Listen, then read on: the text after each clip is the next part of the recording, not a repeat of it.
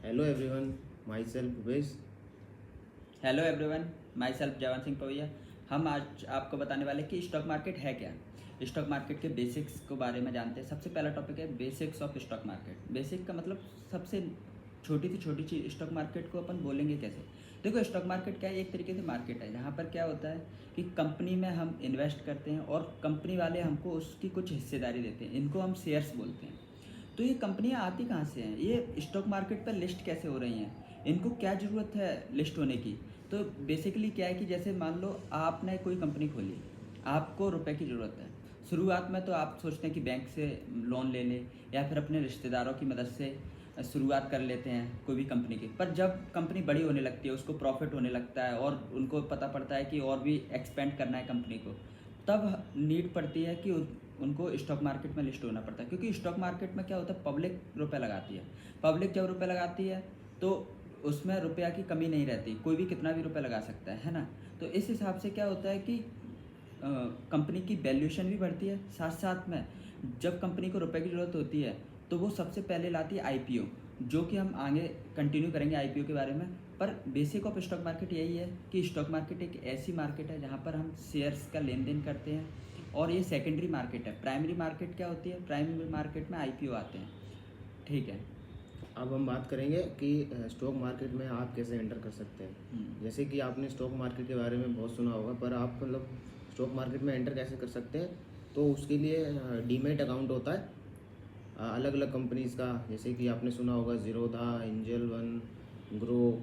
तो इनमें सबसे पहले आपको डीमैट अकाउंट ओपन करना होता है। कई ऐप्स फ्री होते हैं, फ्री में खुल जाते हैं, और कई ऐप्स में आपको चार्ज देना होता है 250 500 के आसपास। हाँ। जैसे कि ग्रो वाले चार्ज करते हैं, ज़ीरोधा वाले चार्ज करते हैं, एंजल वन वाले भी चार्ज करते हैं, और कुछ ऐप्स जो होते हैं वो फ्री में खुल जाते हैं, जैसे कि एंड मनी आपने सुना होगा। हाँ।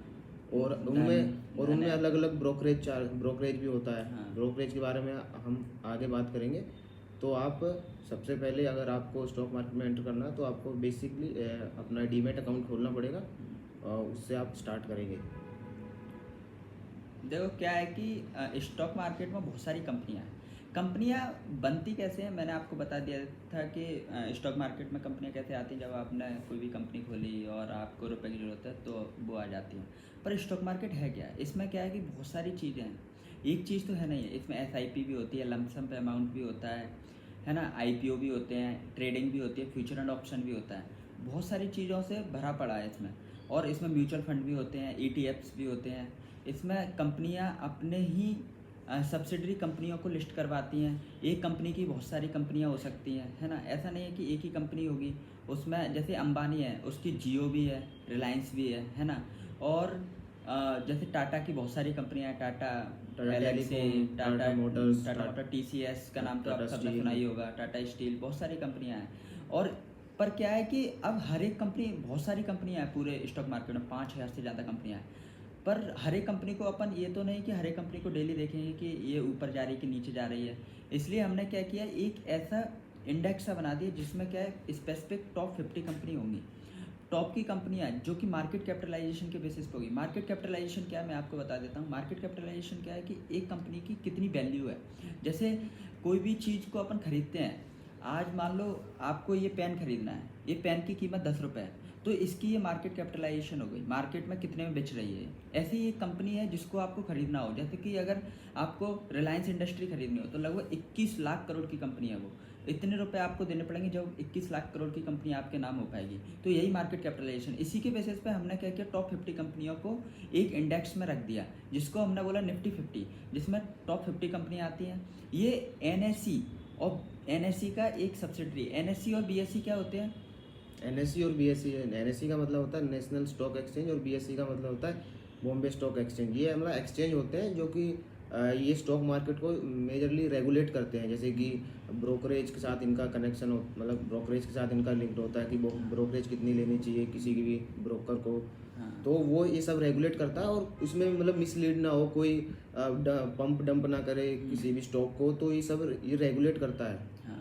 और सबसे पहले नेशनल स्टॉक एक्सचेंज आया था, फिर उसके बाद बॉम्बे स्टॉक एक्सचेंज आया नहीं, था। सबसे पहले बॉम्बे स्टॉक एक्सचेंज आया था, फिर फिर नेशनल नेशनल स्टॉक एक्सचेंज आया तो था। बॉम्बे स्टॉक एक्सचेंज में ज़्यादातर कंपनियां लिस्टेड रहती हैं।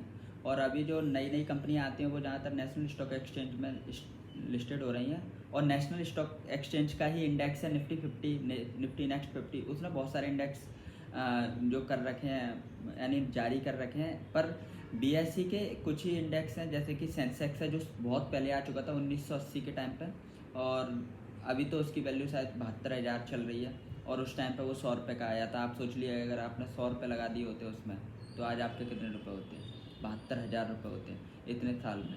तो ये ही होता है कि स्टॉक मार्केट में आपका रुपया दिन में बढ़ता है, रात को ही बढ़ता है ना। दिन दुगना रात चौगुना होता है, पर ऐसा कुछ नहीं है। यहाँ पर रुपये डूबते भी हैं। कंपनियों पर डिपेंड करता है, अपन को हर एक कंपनी के बारे में जानना होता है, कैसे उसमें इन्वेस्ट करना है। तो जैसे कि अपन SIP के बारे में जाने। सबसे पहले अपन बात कर लेते हैं कि जैसे आप डीमैट अकाउंट अपना खोलेंगे तो उसमें बहुत तरीके के का ट्रेडिंग कर सकते हैं। जैसे कि आपने सिंपल स्टॉक खरीदा, उसको होल्ड किया, या फिर आप इंट्राडे मतलब एक दिन में खरीदा आपने और एक ही दिन में बेच दिया। और इन्वेस्टमेंट होता है जब जैसे आपने खरीद लिया आज और आपने 2 साल 3 साल बाद बेचा। और एक होती है FNO मतलब फ्यूचर एंड ऑप्शन, उसमें भी मतलब डिलीवरी होता है, इंट्राडे होता है कि एक ही दिन मतलब कॉन्ट्रैक्ट होता है, उसको आप खरीदते हैं और उसी दिन बेच सकते हैं या फिर अगले दिन भी बेच सकते हैं। कुछ होता है BTST, आज बाय कर लिया, सुबह गैप अप हुआ या गैप डाउन हुआ, अपनी रिसर्च के अकॉर्डिंग आपने पुट खरीदा या कॉल खरीदा, वो हम आगे बताएंगे। और कुछ होता है स्विंग ट्रेडिंग, मतलब जैसे एक वीक में मान के चलो कोई स्टॉक है 3%, 4%, 5% गिर गया, तो और अगर आपने अपनी रिसर्च अच्छे से करी है तो फिर आपने जैसे खरीद लिया तो कुछ मतलब बढ़ता है तो आपको प्रॉफिट होता है। तो अलग अलग तरीके की ट्रेडिंग होती है, बहुत तरीके की होती है।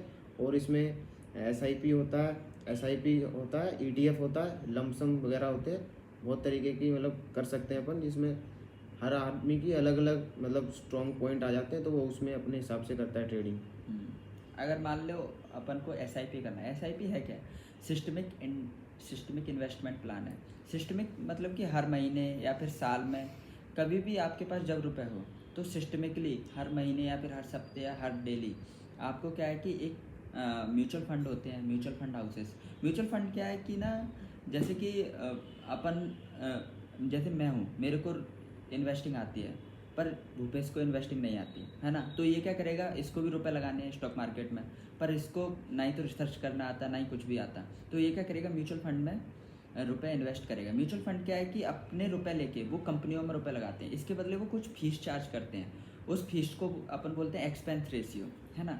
तो वो फीस को चार्ज करने के बदले आपके रुपए को मैनेज कर रहे हैं, आपके रुपए को कंपनियों में लगाएंगे, और उसके बदले जो रिटर्न आएगा वो आपको देंगे, है ना। वो कुछ भी रिटर्न नहीं रखते हैं, बस आपसे जो फीस चार्ज करते हैं वही रखते हैं। और ये बिल्कुल फेयरली रहता है, SEBI के द्वारा रेगुलेटेड रहती हैं ये कंपनियां।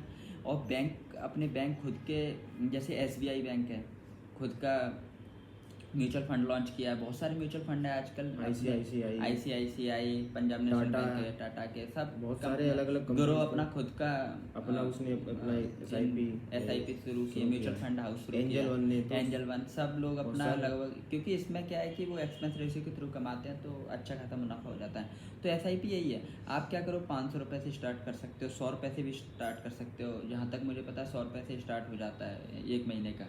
तो इतने से आप स्टार्ट करके एक अच्छा खासा अमाउंट बन जाता है। मान लो अगर 10 साल भी चला, तो अगर 100 रुपये भी डालें, तो यही कोई अपन हर महीने 100 रुपये डालेंगे तो अच्छा खासा अमाउंट बन जाएगा जब 10 साल बाद अपन निकालेंगे तो। क्योंकि 10 साल में मार्केट ऊपर ही जानी है, अपन को ये पता रहता है। और म्यूचुअल फंड हाउसेस ऐसे ही स्टॉक्स में लगाते हैं। म्यूचुअल फंड क्या है कि अलग अलग प्रकार के भी होते हैं, जैसे कि कोई निफ्टी 50 में लगा रहा होता है, कोई मिड कैप फंड में लगा रहा होता है, कोई फ्लेक्सी कैप फंड होता है। फ्लेक्सी कैप फंड यानी अलग अलग कंपनियों में लगाते हैं, वो मिड कैप में भी लगाते हैं, इंडेक्स में भी लगाते हैं, सब जगह लगाते हैं, ऐसा ही होता है। और एक होता है लमसम। लमसम क्या होता है कि इसमें SIP में क्या होता है कि आप हर महीने डाल रहे थे रुपया, पर लमसम में आप एक साथ रुपया डाल देते हैं। जैसे कि मान लो किसी को पेंशन का फंड मिला, एंड में पेंशन के मिल जाते हैं, किसी को 1 करोड़ 2 करोड़ रुपया मिल जाते हैं, तो वो पूरा रुपया क्या करता है, पूरा रुपया खर्च तो करेगा नहीं, उसको क्या किया उसने, स्टॉक मार्केट में लगा दिया। ये भी म्यूचुअल फंड हाउसेस के थ्रू हो सकता है। और दूसरी ETF के थ्रू हो सकता है। ETF भी आजकल आने लग गए हैं, उनमें भी लगा सकते हैं आप, क्योंकि ये क्या करते हैं, इंडेक्स में रुपये लगाते हैं, और इंडेक्स कभी नेगेटिव नहीं जाता है ना। और यही है। SIP मतलब जैसे कि आप इंस्टॉलमेंट में देते हो, और लमसम का मतलब जैसे आपने कैश में खरीद ली पूरी, कैश में, तो वो वही डिफरेंस आ जाता है कि आपने एकदम से पैसे लगा दिए पूरे, हम्म, तो उस टाइम के अकॉर्डिंग ग्रो करता है। और SIP में अपना क्या बोलते हैं, जैसे एक होता है सिंपल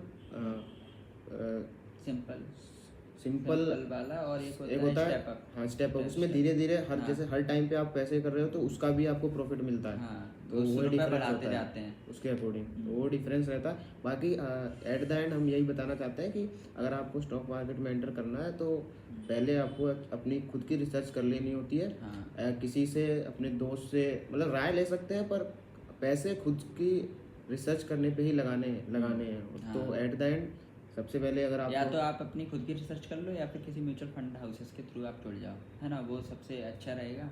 और यही है कि आपको इस मार्केट में आना है, बहुत प्रॉफिट भी है, लॉस भी है, पर आपको अपनी रिसर्च के अनुसार आपको आगे बढ़ना है। और एक फ्यूचर है ये, अभी इंडिया में ग्रो हो रहा है। ग्रो अभी हाँ। करंटली बहुत ही कम स्टॉक मार्केट को जानते हैं, धीरे धीरे जानने लगे हैं अभी। मैंने एक डाटा पढ़ा था कि अमेरिका में लगभग 60% लोग स्टॉक मार्केट और में, इंडिया में 2 या 3% करते हैं। तो अभी तो बहुत फ्यूचर है इंडिया का, है इंडिया ना। का बहुत फ्यूचर है, आगे बहुत ग्रो करेगा स्टॉक मार्केट। तो इसी के साथ थैंक यू, और हम आगे मिलते रहेंगे आपसे। हमारे चैनल को सब्सक्राइब और लाइक करें। Thank you.